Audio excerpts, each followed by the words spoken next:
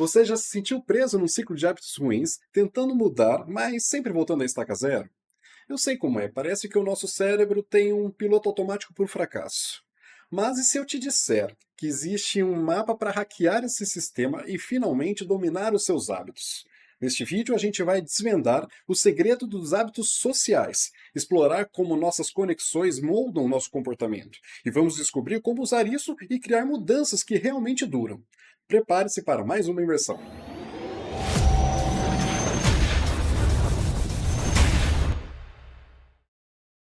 E aí, pessoal, prontos para mergulhar ainda mais fundo no mundo dos hábitos? Estamos aqui explorando esse maravilhoso livro, O Poder do Hábito, do Charles Duhigg. Na primeira parte, lembra, a gente falou sobre os hábitos-chave, o loop do hábito individual e o impacto incrível que eles podem ter nas organizações, como vimos lá no caso da Alcoa. Se você chegou até aqui e não viu a parte um, pausa aqui rapidinho e vai lá, clica no link que vai aparecer aqui em cima. E depois volta para cá, beleza? Mas agora, pensa comigo. Como um simples oi de um conhecido pode mudar o rumo do seu dia? Ou como a opinião de um colega pode influenciar suas decisões mais importantes?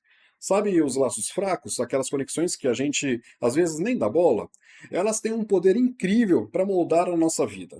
E a grande sacada que vamos desvendar juntos hoje é como podemos usar esse conhecimento não só para entender o mundo, mas como uma ferramenta poderosa para nossas próprias transformações e alcançar os nossos objetivos. E hoje vamos fundo nesse poder. Vamos ver como esses laços já impulsionaram movimentos históricos, transformaram comunidades e como eles podem te ajudar a alcançar aqueles seus objetivos mais ambiciosos. Então, prepare-se, porque hoje você vai entender como usar essas conexões fracas, a pressão do grupo e até a crença coletiva a seu favor. Bom, a gente finalizou a parte um falando dos hábitos-chave, como a Alcoa priorizou a segurança e colheu resultados incríveis, o que realmente é inspirador. Mas o que me deixou realmente de queixo caído foi o como Duhigg continua o livro.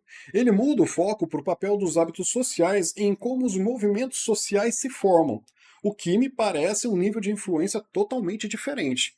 É realmente fascinante. Ele apresenta o trabalho do sociólogo Mark Granovetter, que estudou o poder dos laços fracos. Soa estranho, né? A força dos laços fracos. Sabe aquelas conexões que a gente tem com pessoas que a gente não conhece tão bem? Tipo colega de trabalho, vizinhos, amigos de amigos, aqueles conhecidos que a gente encontra de vez em quando? Então, Granovetter descobriu que esses laços fracos têm uma influência gigante em como as informações e ideias se espalham. Eles agem como pontes entre diferentes grupos sociais e nos expõem a novas perspectivas. Muitas vezes trazem informações e oportunidades que a gente nunca veria só no nosso círculo mais próximo. E por que isso é crucial para a gente que quer mudar hábitos ou alcançar algo novo? Porque, enquanto os nossos laços fortes, amigos próximos, família, muitas vezes compartilham as mesmas informações que nós já temos, os laços fracos nos conectam a outras redes, trazendo informações novas, perspectivas diferentes e oportunidades inesperadas. São eles as verdadeiras pontes para a novidade. Vocês já tinham pensado nisso por este ângulo? E como isso se relaciona com os hábitos sociais e os movimentos? O Duhigg argumenta que os hábitos sociais, aquelas regras e expectativas não escritas dentro das nossas comunidades, dão ainda mais força para esses laços fracos. Ele diz que quando a gente vê gente do nosso círculo fazendo alguma coisa específica, especialmente se isso se alinha aos nossos valores ou crenças, isso gera um senso de obrigação de participarmos também. É como se a gente pensasse, se eles estão fazendo, talvez eu deva fazer também. É uma sensação de pressão social ou até mesmo um desejo de pertencer àquele grupo, o que nos motiva a agir de maneiras que talvez a gente não tivesse considerado antes. Um exemplo real disso é o projeto Mississippi Summer, também conhecido como Freedom Summer, de 1964. Foi um movimento para registrar eleitores negros no sul dos Estados Unidos, uma iniciativa muito perigosa na época. Lembram de ter estudado isso nas aulas de história? Foi um momento crucial no movimento pelos direitos civis americanos. E o interessante é que muitos estudantes que participaram do Freedom Summer, muitos deles brancos, que vinham das universidades do norte, estavam inicialmente resistentes em se envolver, por causa dos riscos. E dá para entender, porque existiam ameaças reais de violência e intimidação. O livro destaca a pesquisa do sociólogo Doug McAdam, que estudou os fatores que influenciaram a decisão dos estudantes de participar do Freedom Summer, apesar dos perigos. Inicialmente, ele pensou que as fortes convicções ideológicas seriam o principal motivador. Parece lógico, né? Mas o que ele descobriu foi que a conexão social teve o maior papel. Os estudantes que tinham amigos ou conhecidos já envolvidos no movimento tinham muito mais chance de participar. Então, o poder dos laços sociais e o senso de obrigação, que é a pressão dos pares, a vontade de pertencer e agir junto com quem confiavam, superaram todo esse medo, né? Não se tratava apenas de acreditar na causa, mas de estar conectado a uma comunidade, naquela onde eu estou agindo. Isso mostra bem como os hábitos sociais e as expectativas dentro dos nossos círculos sociais podem influenciar o que a gente faz, mesmo quando é arriscado. Nossa, que exemplo poderoso! Isso mostra o quanto nossas redes sociais são importantes e como elas moldam as nossas escolhas. Agora, essa análise que o McAdam fez sobre o Freedom Summer está super detalhada lá no livro, e é de arrepiar pela clareza. Para quem quiser mergulhar nesses detalhes e outros exemplos, o link O Poder do Hábito está aqui embaixo, ó, na descrição, como sempre. O Duhigg fala como a gente pode usar esses conhecimentos sobre hábitos sociais para gerar mudanças positivas. Ele diz que entender o papel dos laços fracos, das obrigações sociais, pode ser muito útil para quem quer construir um movimento ou espalhar uma ideia. Então, se eu quisesse, por exemplo, mobilizar a minha comunidade para o ativismo ambiental, eu deveria começar pelos meus círculos sociais. Esse é um ótimo ponto de partida. Em vez de tentar convencer estranhos, concentre-se em se conectar com as pessoas que você já conhece. Mesmo aquelas pessoas que você não vê, não considera como muito próximas, né? Amigas próximas, amigos próximos. Compartilhe informações com elas, convide-as para os eventos e crie oportunidades para que elas participem da causa, de forma confortável e socialmente gratificante. Nossa, que dica muito útil! Faz com que a construção de movimentos pareça menos assustadora. Não se trata de converter as massas, mas de começar pelos nossos próprios círculos de influência. E lembre-se, é muito mais fácil convencer alguém quando essa pessoa já te conhece e confia em você. Então, usar esses relacionamentos que já existem podem ser muito mais eficazes do que tentar alcançar um público frio. Faz todo sentido. Me fez pensar em quantas vezes eu fui influenciado pelas ações de amigos ou colegas, mesmo sem perceber. É como se a gente estivesse o tempo todo pegando lá as dicas sociais e ajustando o nosso comportamento de acordo. Todos nós fazemos parte dessas redes sociais complexas, e os nossos hábitos, tanto os individuais quanto os de grupo, estão o tempo todo moldando essas conexões e sendo moldados por elas. Tudo isso é fascinante. Impressionante como essas redes sociais nos moldam, né? Mas será que dá para usar isso de forma intencional? É possível engenheirar um ambiente onde os bons hábitos floresçam em grupo? O Duhigg mostra que sim, e nos leva para um contexto bem diferente. Ele apresenta um exemplo interessante de como um pastor usou conhecimento sobre hábitos sociais para construir uma comunidade religiosa que cresceu muito. Bom, essa é a história do Rick Warren, pastor da igreja de Saddleback, na Califórnia, uma das maiores igrejas dos Estados Unidos. Uma mega igreja. Imagino que ele seja um líder bem carismático. E ele é, mas o mais fascinante é que o Harry não tinha uma intenção de construir uma mega igreja. Na verdade, ele estava tendo dificuldades para guiar uma igreja pequena que estava crescendo. Ele se sentia sobrecarregado e até deprimido com a carga de trabalho, o que é uma surpresa considerando o sucesso que ele alcançou. Mas aí vem a pergunta: o que mudou? Ele teve uma epifania enquanto caminhava no deserto. No deserto. Ele sentiu que Deus disse para ele se concentrar em construir pessoas e que Deus cuidaria da construção da igreja. Então ele mudou o foco da instituição para os indivíduos dentro da comunidade. E aí que entra a sacada dele sobre os hábitos sociais. Ele percebeu que se ele pudesse ajudar as pessoas da igreja a desenvolver hábitos espirituais saudáveis, esses hábitos se espalhariam naturalmente pelas suas redes sociais e fortaleceriam toda a sua comunidade. É como aquele efeito dominó que a gente falou sobre os hábitos-chave lá na parte 1.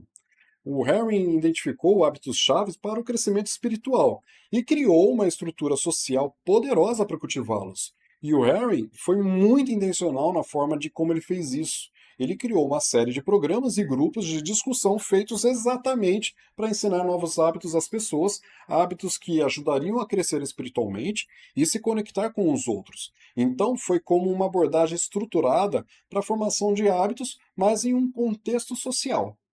E ele até fez com que os membros assinassem um cartão de aliança de maturidade, onde eles se comprometiam a praticar 3 hábitos principais. O primeiro, um momento diário de reflexão e oração. O segundo, o dízimo dos 10% da renda. E o terceiro, a participação de um pequeno grupo.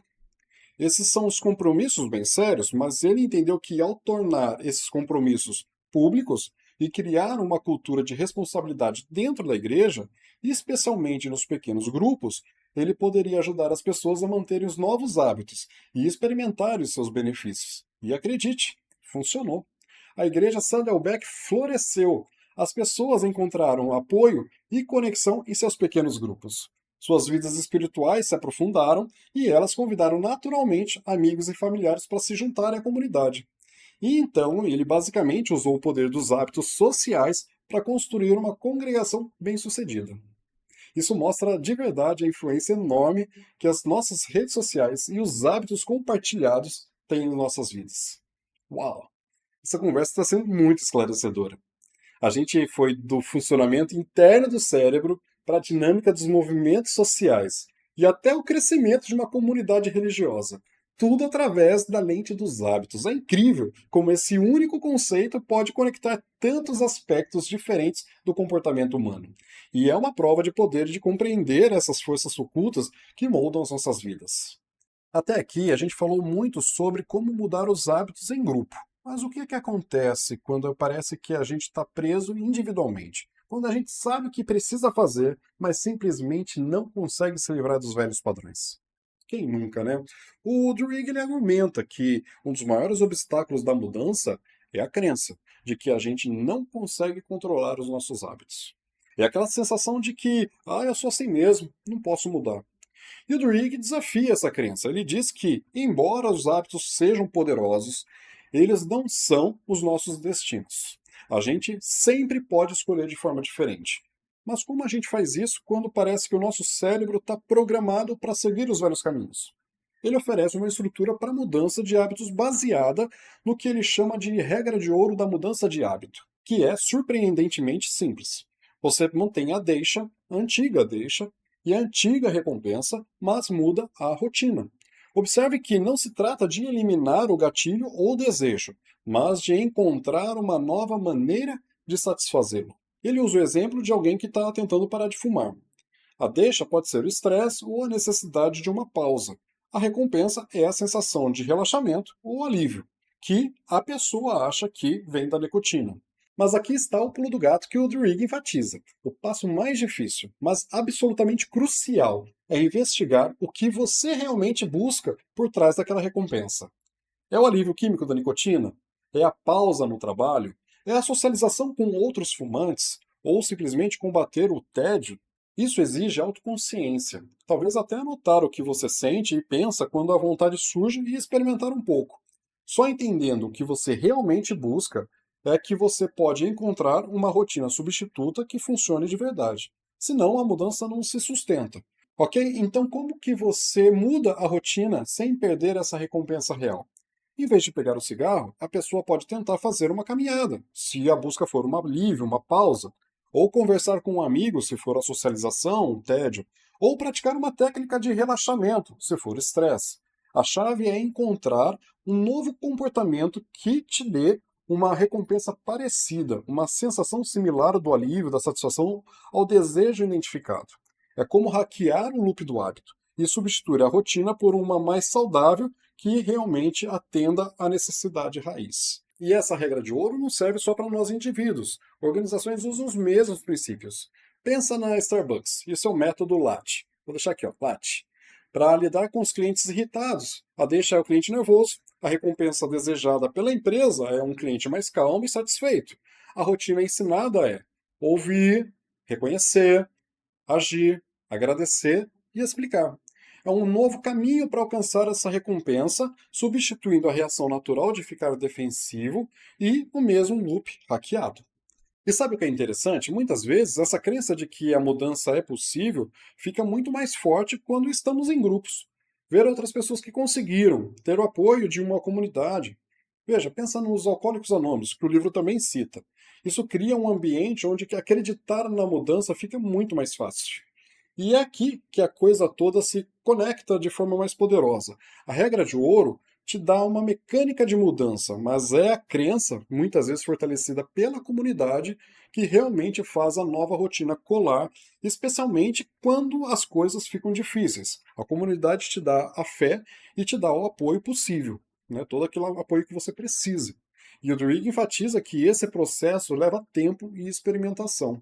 Não se trata de ser perfeito, mas de ser persistente. E esse conselho é muito animador, porque ele nos dá uma estrutura prática para lidar até com aqueles hábitos bem antigos e difíceis que pareciam impossíveis de mudar. E nos lembra que a gente não está à mercê dos nossos próprios hábitos. A gente tem o poder de reescrevê-los e moldar nossas vidas na direção que a gente realmente quer. É? É uma jornada de descobertas e empoderamento, né? E para finalizarmos essa parte da nossa conversa, bora para um recap para a gente falar sobre o que a gente falou hoje? Primeiro, laços fracos são pontes para novidades e oportunidades. Lembre-se que eles nos conectam a redes diferentes. Não subestime aquele oi. Segundo, a pressão social é real e mobiliza, para o bem ou para o mal. Lembre da Freedom Summer e também do Saddleback. Terceiro, a mudança duradoura muitas vezes precisa de crença, e ela floresce forte em comunidade. E quarto, a regra de ouro só funciona mesmo se você investigar seu anseio real. E esse é o trabalho de detetive mais importante. Te deixo uma pergunta para você refletir. Qual hábito você acha que gostaria de mudar? E como você pode aplicar os princípios do poder do hábito para atingir esse objetivo? Esta é uma ótima pergunta para todos nós. Todos nós temos hábitos que gostaríamos de mudar, mas, como vimos hoje, podemos sim fazer algo sobre eles. A gente tem o conhecimento e as ferramentas para se livrar desses velhos padrões e criar novos hábitos mais saudáveis que nos ajudarão a viver a uma vida melhor e com muito mais propósito. E aí, qual dessas ideias mais clicou em você? Já sentiu o poder dos laços fracos ou da pressão de um grupo na sua vida? Conta pra gente aqui nos comentários. Adoramos continuar essa conversa por lá. E é claro, se você curtiu a nossa imersão no poder do hábito, deixa aquele like para fortalecer, se inscreve no canal e ativa lá o sininho para não perder mais nenhum vídeo. Seu apoio ajuda demais a gente a levar esse conhecimento para outras pessoas. Ah, como sempre, se quiser o livro O Poder do Hábito, para ler, reler e ir ainda mais fundo, o link seguro está aqui embaixo esperando por você na descrição. E lembre-se, a jornada de 1000 milhas começa com um único passo.